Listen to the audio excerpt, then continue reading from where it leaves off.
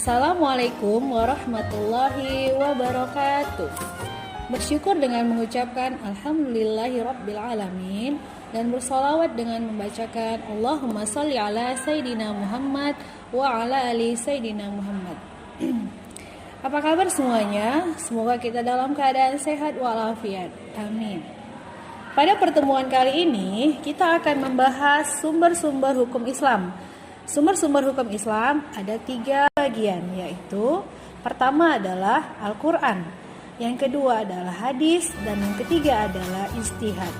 Yang akan dibahas pada pertemuan kali ini adalah sumber hukum Islam yang pertama dalam Islam, yaitu Al-Quran. Sebelum kita masuk pada materi, Ibu akan menjelaskan tujuan pembelajarannya. Adapun tujuan pembelajarannya adalah 1. Menjelaskan pengertian Al-Quran. 2. Menjelaskan kedudukan dan fungsi Al-Quran. 3. Menjelaskan manfaat Al-Quran. Baiklah, kita akan masuk pada pembahasan sumber hukum Islam yang pertama, yaitu adalah Al-Quran. Pengertian Al-Quran.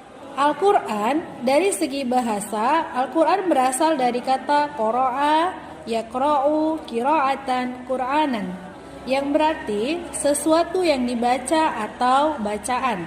Dan dari segi istilah, Al-Quran adalah kalamullah yang diturunkan kepada Nabi Muhammad SAW dalam bahasa Arab, yang sampai kepada kita secara mutawatir, ditulis dalam mushaf, dimulai dari surah Al-Fatihah dan diakhiri dengan surah An-Nas. Membacanya berfungsi sebagai ibadah dan sebagai mukjizat Nabi Muhammad SAW dan sebagai hidayah atau petunjuk bagi umat manusia.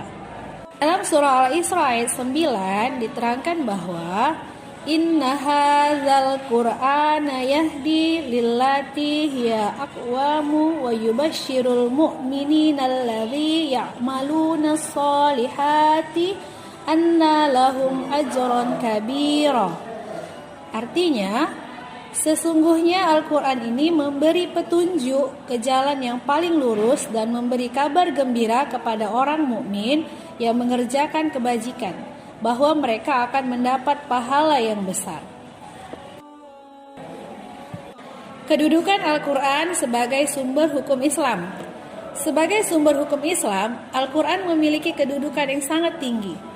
Ia merupakan sumber utama dan pertama sehingga semua persoalan harus merujuk dan berpedoman kepadanya. Dalam surah An-Nisa, surah keempat ayat 59 yang artinya adalah wahai orang-orang yang beriman, taatilah Allah dan taatilah Rasulnya Muhammad dan ulil amri atau pemegang kekuasaan di antara kamu. Kemudian, jika kamu berbeda pendapat tentang sesuatu, maka kembalikanlah kepada Allah Subhanahu wa Ta'ala dan Rasulnya. Jika kamu beriman kepada Allah dan hari kemudian, yang demikian itu lebih utama bagimu dan lebih baik akibatnya. Dan di ayat kedua, masih dalam surah An-Nisa, di ayat 105 menjelaskan bahwasanya sungguh kami telah menurunkan kitab Al-Quran kepadamu Muhammad membawa kebenaran, agar engkau mengadili antara manusia dengan apa yang telah diajarkan Allah kepadamu. Dan janganlah engkau menjadi penentang atau orang yang tidak bersalah karena membela orang yang berkhianat. Berdasarkan 2 ayat di atas, jelaslah bahwa Al-Quran adalah kitab yang berisi sebagai petunjuk dan peringatan bagi orang-orang yang beriman. Al-Quran sumber dari segala sumber hukum, baik dalam konteks kehidupan di dunia maupun di akhirat kelak. Namun demikian, hukum-hukum yang terdapat dalam kitab suci Al-Quran ada yang bersifat rinci dan sangat jelas maksudnya, dan ada yang masih bersifat umum dan perlu pemahaman mendalam untuk memahaminya. Para ulama mengelompokkan hukum yang terdapat dalam Al-Quran ke dalam 3 bagian, yaitu seperti berikut. Yang pertama adalah akidah atau keimanan. Kedua adalah syariah atau ibadah.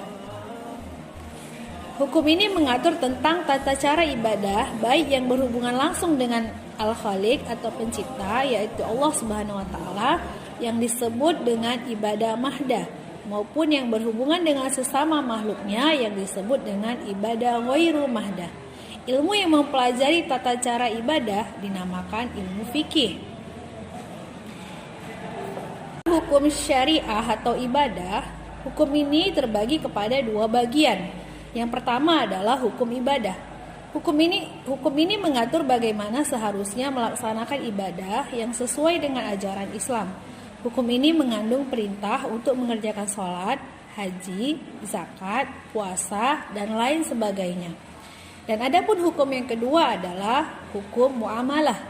Hukum ini mengatur interaksi antara manusia dengan sesamanya, seperti hukum tentang tata cara jual beli, hukum pidana, hukum perdata, hukum warisan, pernikahan, politik, dan lain sebagainya. Yang ketiga, ada akhlak atau budi pekerti. Selain berisi hukum-hukum tentang akidah dan ibadah, Al-Quran juga berisi hukum-hukum tentang akhlak. Al-Quran menuntun sebagaimana seharusnya manusia berakhlak atau berperilaku, baik akhlak kepada Allah Subhanahu wa taala, kepada sesama manusia, dan akhlak terhadap makhluk Allah Subhanahu wa taala yang lain. Pendeknya, akhlak adalah tuntutan dalam hubungan antara manusia dengan Allah Subhanahu wa taala, hubungan manusia dengan manusia, dan hubungan manusia dengan alam semesta. Hukum ini tercermin dalam konsep perbuatan manusia yang tampak, mulai dari gerakan mulut, ucapan, tangan, dan kaki.